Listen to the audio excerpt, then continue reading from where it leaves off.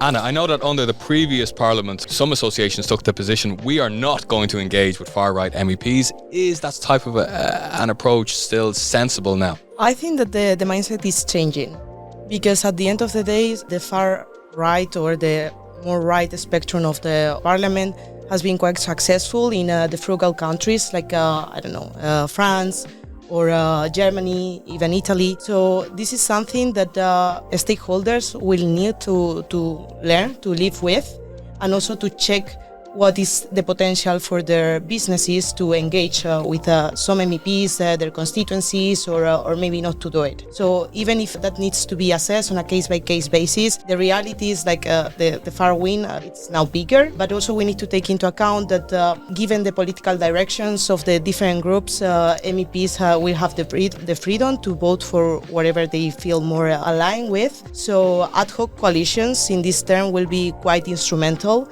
because maybe delegations will take a more prominent role when it comes to differences in the way of seeing things. In the last parliament, in the early stages of it, it seemed that during the last commission, it seemed that some associations were caught off guard by the emphasis on the Green Deal. And so they found themselves in a position where they were pushing back against it and saying this is going too fast and so on. It's not a very constructive look for an association, and it makes you very vulnerable to NGOs who can point at you and say you're slowing things down.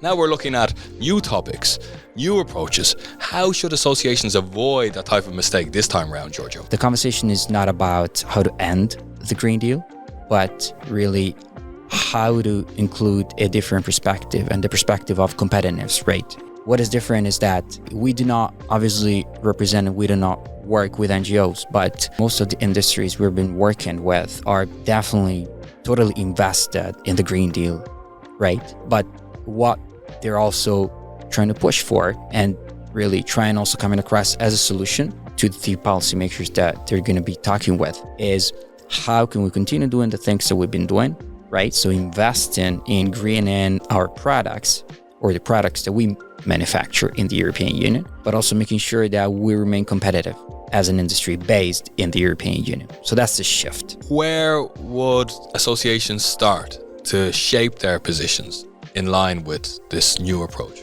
So if I can start, I think the first thing is obviously to understand what the sector you represent needs and wants, right? And this is not really different. It's not dramatically different to how you were doing things in the past. But on the other hand, and I think this is also what's going to be changing now, is trying to make sure that you're plugged in with, if you look at the parliament, in particular, what new members of the parliament want. So what they're going back with to their constituencies, right?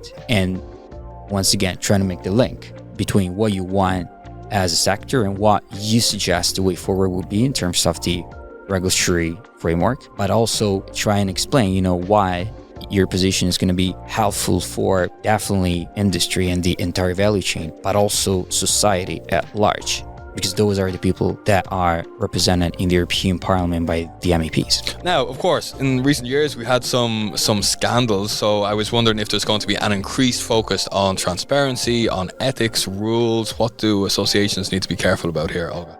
I think the main point to be raised is, I think, about the transparency register. And that's something I just want to invite all the associations and all the companies also to think about when they are engaging with MEPs, to be in the transparency register. Everybody's not signed up yet? I think there are still emails coming in to me asking whether it's useful, how to register and so on. So I think the knowledge is lacking on this, that it's actually really, really important.